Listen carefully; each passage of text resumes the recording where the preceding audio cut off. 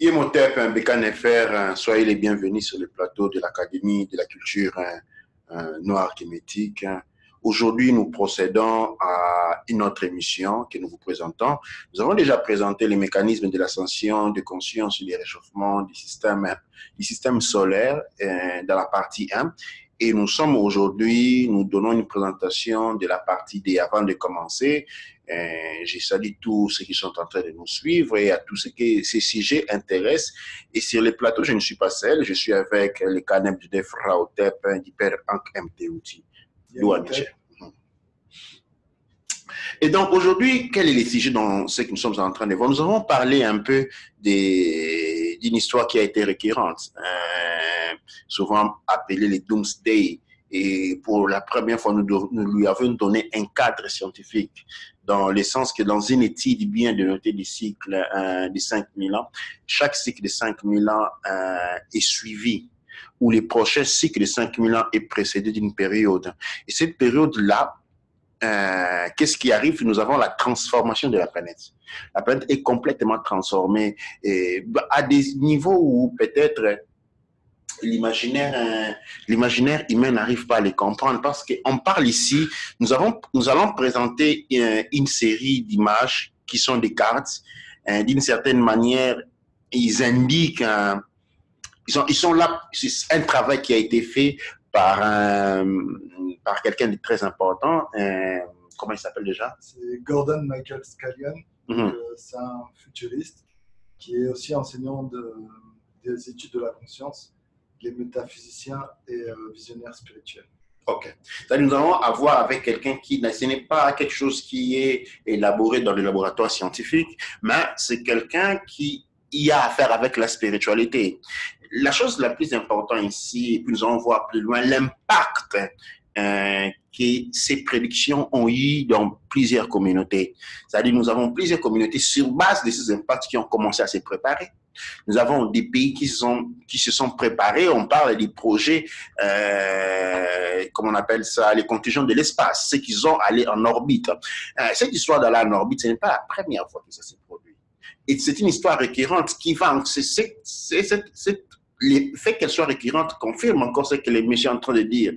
Et pourquoi? Parce que quand on lit dans la Bible, on a une histoire de ces gens, où on parle avant des anges qui sont venus séduire les fils de la terre, et ils ont eu des enfants avec. Et puis quand les déluges arrivent, on dit que les enfants des anges se sont envolés dans le ciel et ils ont regardé la destruction d'en-bas.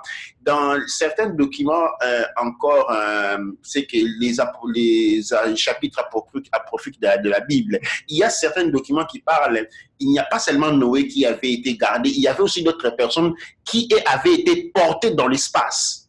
Et ils ont vu la destruction arriver sur la terre d'en haut. Ils ont été témoins de la destruction, de la montée des hauts, des volcans. Ils vu ça d'en haut. La Bible parle de Noé, mais il y a plusieurs acteurs. Il n'a pas été le premier à sauver. Noé a été porté à survivre sur une arche. Ok, mais en réalité, il y a d'autres personnes aussi qui ont échappé à ces scénarios-là. On appelle ça la fin du monde, mais il ne s'agit pas de la fin du monde, mais de la fin d'un cycle. À la fin de chaque cycle, les dates scientifiques aujourd'hui les relèvent, la planète est complètement restructurée. Qu'est-ce que cela signifie? Cela signifie que la planète Terre, comme nous la connaissons aujourd'hui, n'a rien à voir avec comme elle était avant. Les genres de plantes que nous connaissons, les genres d'animaux que nous connaissons n'ont rien à voir aux animaux qu'il y avait avant notre cycle de 5000 ans. Okay. Et les derniers cycles, parce que nous l'avons déjà fait, les derniers cycles de 5000 est fini à 2012. Maintenant, nous sommes dans le début du nouveau cycle. Dans ce début-là, il y a une période de 15 ans. Et dans cette période de 15 ans-là, c'est là que la structuration, la destruction, la restructuration commence. Alors, ce n'est pas vraiment une destruction. Elle devient une destruction quand on est inconscient de ce qui est en train de se passer. Mais sinon, on l'accompagne d'une certaine manière. Alors, elle a commencé de 2012 à 2019, la première phase de 7 ans. Après, nous avons 2020 qui est le centre, le point central de cette phase. Et puis, nous avons autres 7 ans qui vont venir après, qui vont faire 15. Hein, ça fait 14, au milieu 15. Donc, 2020 est l'œil du cyclone. Pourquoi? Parce que la destruction commence lentement. dans le sens il envoie des signes prémonitoires pour permettre aux gens d'arriver. C'est comme quand la pluie, une grande tornade arrive, il y a des signes. Ça ne commence pas, boum, une tornade tout d'un coup. Il y a des signes prémonitoires qui disent, OK, préparez-vous. Et c'est ce que nous avons vu avec l'échauffement climatique, nous avons vu avec les crises économiques, nous avons vu avec les troubles plus ou moins qu'on a vu. Et les États-Unis qui attaquent les différentes guerres, ce sont la préparation. Et le peuple conscient, intelligent, ont compris cela et ont commencé, et peut-être pas des peuples, mais des groupes de personnes. Nous avons vu des Mormons qui ont commencé à faire des réserves alimentaires depuis très longtemps. Ils ne sont pas les seuls. Et je ne sais pas s'il y a quelqu'un d'autre qui l'ont dit. On parle aussi de Bill Gates et de beaucoup de milliardaires qui ont investi dans des bunkers. Et notamment Bill Gates qui a acheté une grande parcelle de terrain en Arizona et qui a prévu de faire une ville futuriste qui sera la nouvelle cité, quoi. La nouvelle cité, après les... Okay. Et comme ça dit, si une personne comme Bill Gates prend des millions de dollars pour faire ça, c'est pas qu'il n'est pas bête. Tu vois, on ne va pas dire c'est un prêt, mais c'est un idiot qui croit à n'importe quoi. Tu vois, parce que c'est ce que les gens ordinaires sont tendance à dire, non? Mais je ne pense pas les familles royales, les Bill Gates, tous ces gens-là, qui sont en train de les faire ou qui sont en train de construire des navettes capables de décoller de la Terre dans une phase critique et rejoindre l'espace. Pendant ce sont des millions de dollars qui ont été investis dans ça. Et même dans d'autres peuples, disons ceux qui sont des peuples qui sont encore restés très branchés à l'agriculture et ont été dans une phase de préparation, de grande préparation. Alors, qu'est-ce qu'il en découle? Il en découle, voulons-nous vouloir commencer à donner quelle est l'entité de ces transformations dans un premier temps? L'entité de cette transformation fait que la planète Terre devient complètement irreconnaissable, dans le sens que elle change complètement des structures. Elle fonctionne complètement de manière différente. Là, nous avons une première carte. Nous allons finir par l'Afrique. Nous commençons par l'Asie, l'Inde. Alors, le Yémen, l'Irak, l'Afghanistan, la Chine. Si nous voyons les lignes blanches, ok, c'est là où il y avait des continents. Ok, ouais, par exemple, sur l'Inde, on voit que les parties extérieures ont été inondées. Tout ça a été étalé sous l'eau. Okay? Et quand on va dans le Yémen, on voit le Yémen qui est pratiquement parti. Les Qatar, l'Irak, ainsi de suite. Et on arrive en Chine. Très important, regardez la Chine, cette partie, c'est complètement parti sous l'eau. Et d'autres pays que nous pouvons continuer à examiner. Alors, nous allons essayer un peu d'aller dans les prochains tableaux. Ici, on est dans les États-Unis. Où est-ce qu'on a dit que Bill Gates a acheté les terres? En Arizona. En Arizona. Nous voyons ici l'Arizona est là. Nous voyons là se trouve l'Arizona. Alors, nous voyons combien toutes ces parties, nous avons le Nevada qui n'est plus là. Nous avons l'Utah qui n'est plus là. Nous avons le Colorado qui est parti. Nous avons l'Arizona est parti de juste à côté parce qu'il est connecté avec le New Mexique. Okay, en frontière avec le New Mexique. Nous avons le Mexique lui-même qui perd toute cette partie. La Californie pratiquement partie sous l'eau. Et nous avons aussi d'autres parties qui ont, signalons aussi, il y a des nouvelles terres qui ont émergé. De l'autre côté des États-Unis, nous avons une grande plateforme d'une terre nouvelle qui a émergé. Complètement émergé. Okay? Et nous avons tous les espaces extérieurs ici, les Michigan, le Wisconsin, où nous avons de l'eau qui a pratiquement submergé partout. Okay. Et nous allons essayer d'aller, voyons encore une autre carte. Voyons encore une autre carte. Ici, nous avons la carte des États-Unis vue de loin, dans l'Amérique du Sud. Nous avons l'Argentine qui perd une grande partie, mais vers les bas, ici, nous avons une nouvelle terre qui est née. Ok. Regardez, l'Argentine intérieure perd toute cette partie-là, mais à l'extérieur, nous avons une nouvelle terre qui est née. Hein, en forme en forme d'un animal comme ça, là, qui a perdu la tête. Et puis, ici, là, quand nous allons dans la partie du Brésil, nous avons les côtes qui ont perdu. Et puis, à l'intérieur, il y a un mer intérieur qui se crée du Brésil. Toute cette partie intérieure qui qui a disparu, qui est occupé par les eaux. C'est-à-dire, ce n'est pas un lac, mais c'est une mer intérieure qui rentre. Bon, la Cap, on l'appelle pas la Grande Île, mais il y a d'autres îles comme le Costa Rica qui est pratiquement parti, les Panama qui est réduit à un tout petit point. Retournons encore sur la carte, je crois ici de la Russie. Nous voyons la Russie qui a perdu une grande partie de ses territoires. Une grande partie, nous avons une mer intérieure en Russie. Nous avons le Japon qui est pratiquement parti. Le Japon, il est pratiquement parti. Et nous avons la Corée du Nord qui est non pratiquement partie. Juste la Corée d'ici est partie, mais la Corée du Nord a quelques terres encore. Ok. La Mongolie est intérieure, il n'a pas beaucoup de problèmes, mais il y a l'émergence d'une mer intérieure aussi là. La Chine, par contre, perd une très grande partie. Une très grande partie de la Chine a été perdue. Alors, nous pouvons descendre par l'Inde, voir ce qui se passe à l'Inde, Madagascar, à Thaïlande, Cameroun, Vietnam, ainsi de suite, jusqu'à l'Indonésie. Ça, ce sont comment les terres, qu'on voit là, les terres qui ont disparu, qui ont été remplacées par l'eau. Quand on arrive en Australie, on a encore un autre système. Le contour de l'Australie, okay, nous indique les parties qui sont submergées par les eaux. Et on a ici la Nouvelle-Zélande. Regardez la Nouvelle-Zélande. La Nouvelle-Zélande devient énorme. Okay? La Nouvelle-Zélande devient énorme. Pratiquement toute cette terre-là qu'on a là, c'est de la terre nouvelle. Et puis, de l'autre côté aussi, on a un grand bout de terre qui émerge. Ok, ça c'est une carte de point de vue général. Ici, nous avons l'Atlantique, nous avons l'arcade arctique qui apparaît, une grande terre qui paraît dans l'extrême droite. Et nous avons des inondations. Nous avons une nouvelle terre aussi encore ici, là, qui apparaît. Là, on est passé d'un quart rapidement, nous allons revenir. Donc, il y a des nouvelles terres qui sont apparues encore ici. Ici, nous avons une nouvelle terre. Ici, nous avons une nouvelle terre. L'Arctique est circulaire. Et ici, là, nous avons tous ces pays-là.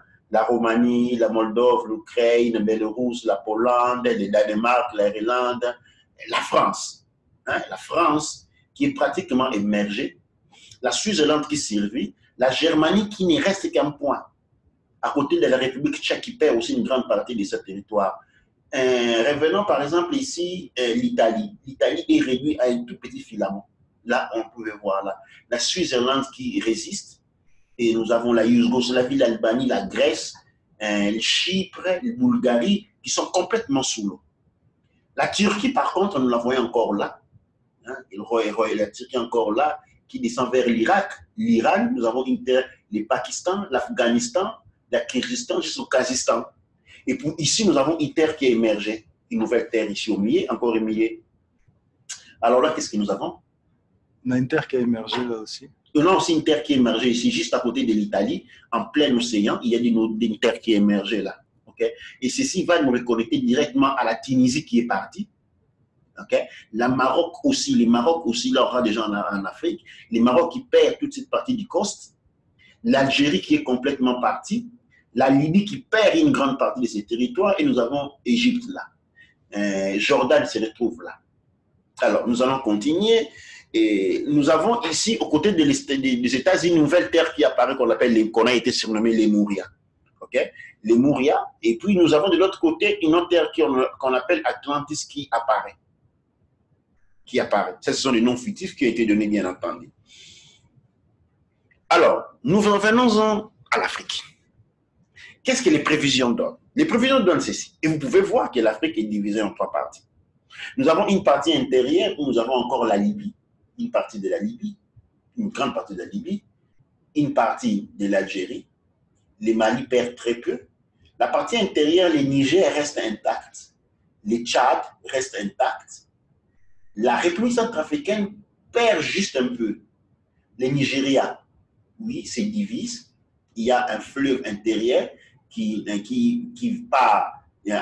rentre. C'est une mer qui se prolonge en rentrant par la Tunisie qui n'est plus, qui descend par l'Algérie, la Mali, une partie du Burkina Faso, et passe divisant les Ghana du Nigeria. Maintenant, les Ghana et le Nigeria sont divisés par une mer. Les Ghana et le Nigeria sont divisés par une mer, descend jusqu'au Togo, Bénin, et passe ici par le Cameroun qui est aussi perd une partie. Il y a Guinée équatoriale de l'autre côté, le Cameroun, une partie est sous les eaux. Et quand nous arrivons au Congo, les Congo d'Iamfoua qui est complètement parti, dans les Congo d'Iamfoua qui est complètement parti, nous avons les Zaïre, hein, les Congo Zaïre qui lui est complètement parti, en remontant par les Soudan qui aussi perd une grande partie et allant vers l'Égypte qui se reconnecte encore à la mer Méditerranée. Alors en descendant ici, nous avons par l'Angola, l'Angola perd une partie mais résiste quand même. Nous descendons par la Zambie qui perd une partie, les Botswana et vers l'Afrique du Sud. Ok. Alors, du côté ici du Kenya, nous avons une mer intérieure qui est née ou qui s'est agrandie, qui descend le long, va jusqu'à se reconnecter au Mozambique. Le Madagascar aussi perd une très grande partie de son territoire. Alors, ça, c'est ce que les prévisions nous disent. Et ce qui est nécessaire ici savoir, c'est sur base de ces prévisions que beaucoup de peuples se sont en train de se préparer. Okay? Je ne vais pas dire que cela va arriver à 100%, mais quelque chose est en train de se produire. Nous sommes tous en train de les voir, nous sommes tous en train de les sentir. Cette carte ne peut pas être juste. Ce que nous ne pouvons pas dire, c'est que ça va continuer à rester comme nous le voyons. Les choses sont en train de changer, rapidement. Alors, une situation de ce genre signifie que le climat équatorial n'est plus. Alors maintenant, cette zone ici qui est dominée par la forêt équatoriale, le climat temporal, avec une présence des mers, la faune équatoriale se déplace, elle n'est plus là. Alors, ça signifie qu'il y aura un chaîne d'enchevêtrement dans le sens de la production alimentaire. La production alimentaire va complètement caler. Alors, les animaux vivant ici, dans ces zones ici, ne pourront plus survivre, pourront s'éteindre. Parce que tout change, l'alimentation change, tout change. Et nous n'oublions pas, cela va être précédé par une phase accompagnée, pas précédée, mais accompagnée par une phase de sécheresse. Comme nous sommes en train de voir, c'est un changement important. Et nous avons ici les fleuves. Les fleuves intérieurs vont devenir des mers. Il y aura une transformation importante. Et pourquoi nous sommes en train de... L'objectif, ce n'est pas celui de créer un panique. Mais l'objectif, c'est aussi celui de prendre conscience. Tout le monde est préparé. Les Bill Gates qui sont riches, on ne sait pas qu'ils ont trouvé, c'est comme ça. C'est quelque chose qui s'est répété plusieurs fois. Ils sont toujours allés en orbite. Les ancêtres sont allés en orbite. Et ils ont vu la transformation arriver. Maintenant, culturellement, nous avons les moyens de survivre à ce genre de transformation. Nos ancêtres ont toujours survécu à ce genre de transformation parce qu'ils connaissaient le langage de la nature. Comme je dis, la pluie, quand elle arrive, elle informe qu'elle est en train d'arriver. C'est l'idiot qui se mouille. Même les animaux savent que la pluie est en train d'arriver. Et donc, il y a eu des signaux jusque-là qui ont signalé cette transformation qui n'ont pas été suivis. Et encore aujourd'hui, c'est ce qui met le peuple circament à un grand danger. Les dangers, ce n'est pas celui d'être exposé à des inondations énormes. Comme nous l'avons déjà vu au Congo, à Bounéwati du Congo, il y a eu 300 000 personnes qui ont été déplacées par des inondations. Et nous pouvons regarder cette carte-là et commencer à savoir. Je pense que c'est la première fois que 300 000 personnes en République du Congo ont été déplacées pour des questions d'eau, des inondations. C'est la toute première fois. Et quand nous regardons cette carte-là, nous ne pouvons qu'être des idiots à dire que non, c'est pas vrai, c'est pas réalistique. Il y a plein d'indications. Nous avons l'Amérique qui est en train de brûler. Nous avons les inondations en Europe. Et maintenant même, nous sommes dans un climat qui est bizarre en Europe, en Angleterre. Nous avons des inondations partout. Et quand on rentre un peu dans la carte de la France, la carte de l'Europe ici, on peut voir ce qu'il nous dit de ce qui va se passer en Europe. On est aux États-Unis, non. Où est-ce qu'elle est? C'est le carte de l'Europe. Ça, c'est les États-Unis, la Russie, l'Australie. Ici, là, la carte nous dit, on peut en train de voir, comprendre les inondations, le niveau d'eau qui est en train d'augmenter. Alors, cependant, les gens sont en train de se préparer. Dis-moi, il y a conscience de cela. Je comprends encore quelqu'un qui dit, écoute, moi je m'en fous, si je dois mourir, ça va. C'est un choix. Mais ne pas être informé, ce n'est pas un choix. C'est une condamnation. Et aujourd'hui, dans le monde noir, on est inondé par des questions, des problèmes d'ordre politique. que tout le monde sache, n'auront jamais de solutions. Parce qu'ils n'en ont jamais eu. Depuis 1960, plus de 30 présidents africains ont été assassinés. Il n'y a jamais un seul de ces présidents pour lesquels l'assassin a été arrêté. C'est là pour dire que les problèmes d'ordre politique, maintenant, constituent une distraction. Parce que c'est le moment pour lequel les gens devaient avoir déjà depuis 2012 passé dans une agriculture de conservation. C'est depuis 2012, on devait rentrer dans une phase où on réservait, où on étudiait. On devait avoir étudié notre territoire, savoir, ok, ici c'est bon, là on peut survivre. Savoir, ok, à quel niveau cela va impacter, comment les nations peuvent-ils s'organiser pour coordonner les déplacements de leur peuple. Parce que là, nous avons une émergence immigratoire importante. Comment les autres nations, ceux qui ne vont pas être touchés, comme par exemple le Niger, avec un niveau de racisme explosant, le Tchad, la Libye, imaginez fuir en Libye, l'Égypte, vous vous imaginez fuir en Égypte, l'Algérie, comment cela vont réagir avec un possible déplacement migratoire énorme, épocal. C'est tous les Congos qui sortent pratiquement. Comment vont-ils réagir? Et toutes ces questions n'ont pas été affrontées. Mais ce n'est pas parce qu'elles n'étaient pas connues, parce qu'ailleurs, ces questions étaient affrontées. Ils ont été affrontés au niveau de l'ONU. Alors moi, je demande les représentants africains qui sont allés à l'ONU quand on a affronté ce problème-là, et ils faisaient quoi? Peut-être qu'ils se sont préparés juste pour eux. Oui, ça, évidemment, ils ont payé les tickets pour aller en orbite. Ils ont payé les tickets pour aller en orbite, seulement eux. Est-ce que le président n'est pas là pour prendre soin du peuple? Non, non, les présidents n'ont rien à faire avec le peuple. C'est les sauf qui paient, justement. Les politiciens, dans la nature du mot politicien, signifie un égoïste, quelqu'un qui est très, très doué, mais qui ne pense qu'à soi. C'est pourquoi ils ont besoin d'une monarchie qui les remette sur les trois chemins. Alors, maintenant, tous ces gens qu'on voit, ces milliardaires-là, sont préparés pour s'échapper. Et c'est le peuple. C'est pas qu'on les laisse impréparés. Disons la vérité. C'est pas même en Europe on voit l'impact des dégâts. Et c'est pas tout le monde qui va pouvoir être aidé. Quand on parlait des plans des Illuminati qui veulent éliminer une grande partie de la population, peut-être que le plan c'est juste la distraction. Oui, c'est-à-dire les plans des plans, les plans les plus grands des plans, et c'est laisser la nature s'occuper de vous. Et vous distraire assez de manière à ce que vous ne soyez pas préparés.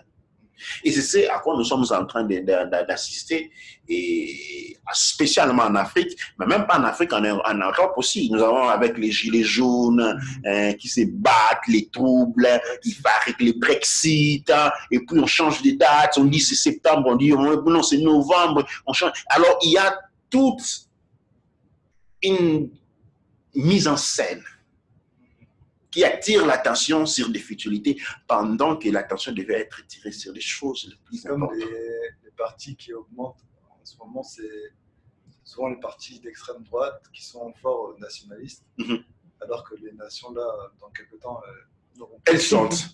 elles n'ont plus d'essence. Donc c'est marrant au final. Oui, c'est marrant. C'est marrant juste à un certain point, parce que quand on réalise, c'est un cycle. Ils ont toujours fait ça. Dans le livre de Noé, on dit ceci: une fois qu'après le déluge est fini, et puis une fois qu'il a libéré un corbeau, il s'est allé pour toujours libérer un pigeon, les pigeons retournent avec une branche de palmier. Ça signifie que la terre avait rebranché une branche de palmier. Ça indique où là, plus ou moins, c'était fini. C'est pas qu'en Arabie, en Europe, où on trouve des branches de palmier. C'est-à-dire, dès qu'ils approchent, qu'est-ce qui se passe? Ils allument un grand feu et ils tuent un grand nombre d'animaux qui avaient survécu. On les tue à la fin. Okay? Et puis, on dit, on va voir les anges qui sont venus tourner autour du bateau. En réalité, la lecture, c'est-à-dire que quand on est en orbite, avec la science qu'on a aujourd'hui, avec les raisonnements scientifiques qu'on a aujourd'hui, quand on est en orbite et que la Terre a été assommée d'eau, on voit qu'elle est complètement bleue. Et quand maintenant, on ne voit plus rien, les nuages ne sont plus là. Et la fumée, quand quelqu'un allume un grand feu, en fait, la fumée monte jusqu'à eux.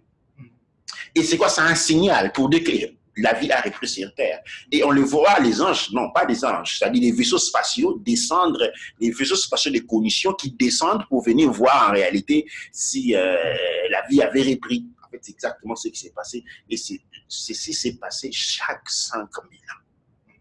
Chaque 5000 ans. Chaque 5000 ans. En fait, les manifestes des Illuminati qui disent que nous allons éliminer les 90% de la population, je pense qu'ils ne sont même pas manifestes. C'est un document ancien qu'il avait dit à cette époque-là, 90% de la population avait été éliminée. C'est tout. C'est comme une forme de tradition écrite qui leur avait été traduite. Et loin de là l'idée d'instiller un panique dans les personnes, mais plutôt l'intention de prendre conscience des enjeux réels et surtout ce qui est intéressant, de ne pas tomber dans le piège de la manipulation et de la distraction, parce que c'est ça le point. La manipulation et la distraction. On est à l'époque où on devait étudier nos territoires, faire une agriculture des réserves. Produits réservés, étudier les cycles alimentaires les plus. J'ai parlé dernièrement avec un de mes étudiants, de l'AKN à Kinshasa, qui nous a parlé de la culture des insectes. L'entomoculture. Comment? L'entomoculture. L'entomoculture. C'est ce qui est intéressant. Il y a quelques années, j'ai vu un film. Ce film me parlait, en fait, d'un train. Je ne sais pas si tu l'as vu. Il y avait le monde qui avait refroidi. Il y avait un froid énorme, ok? Et il y avait ceux qui avaient survécu, certains et d'autres étaient allés en orbite, ok? Mais les gens qui avaient été survécus avaient créé un chemin de fer souterrain, ok? De temps en temps, qui remontait vers la surface et puis aller sous les montagnes. Et ce chemin de fer avait un grand train dans lequel on avait mis les survivants. Maintenant, dans la partie principale du train, c'est-à-dire au début du train, là où il y a la machine haute, il y avait la classe dirigeante, la classe royale qui était là, qui vivait, qui mangeait bien. Au milieu à un moment du milieu, il y avait des zones pour l'agriculture, il y avait même des gros bassins pour la pêche, il y avait des animaux pour manger. Mais les royaux c'est toujours un petit nombre, non? Et ils avaient cette nourriture-là pour eux. Cette nourriture ne pouvait suffire qu'à eux. Maintenant, comme ils avaient aussi intérêt à avoir d'autres gens qui vont obéir à leurs ordres après, ils ont embarqué aussi des personnes. Okay? La première catégorie était ceux qui étaient des militaires, qui devaient maintenir l'ordre, surveiller, patrouiller. Ça, c'est la première catégorie, des militaires et des militaires.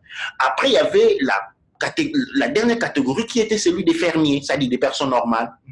Et avant d'arriver à ces personnes normales, les militaires allaient chaque fois visiter en l'air, mais fouiller les constituants de stress, c'est-à-dire maintenir une vie vraiment difficile, des fouilles, des vies travailler, parce que les trains avaient besoin de nouvelles pièces, il fallait fabriquer, ces gens travailler pour survivre. Ils mangeaient des insectes. Il y avait des grandes machines qui broyaient les insectes ensemble et en faisaient une soupe que tout le monde mangeait. Et que tout le monde mangeait, pas tout le monde, c'est-à-dire les militaires et les autres mangeaient cette soupe-là. Mais comment c'était fait? C'était fait que personne ne savait qu'ils ont mangé cette soupe-là. C'est un secret qui était conservé juste par les cuisiniers.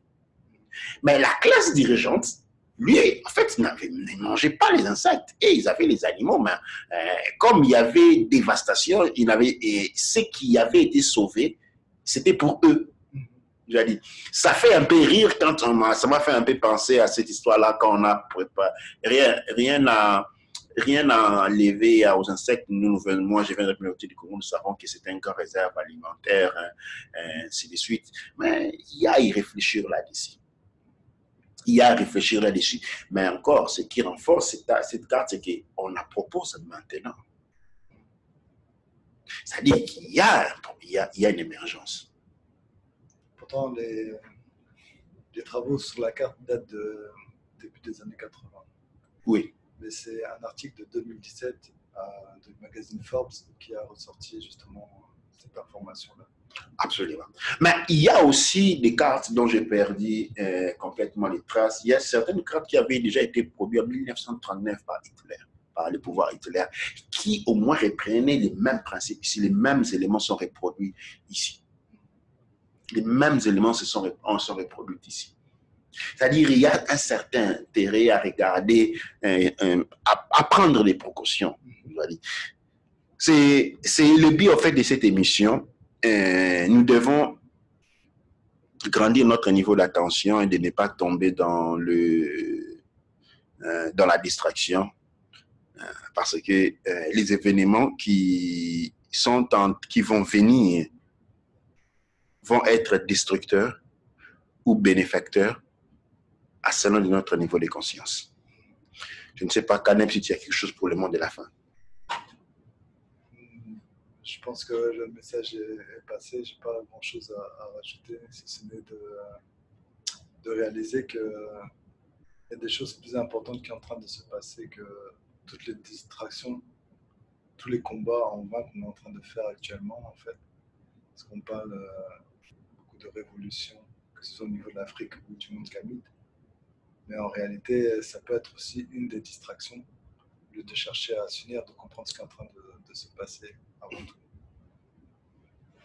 Doua Netcher, Doua Monra, Doua Neb Ercher, c'est par ici que nous mettons fin à cette émission et nous attendons vos commentaires, vos points de vue, vos questions pour procéder aux prochaines émissions.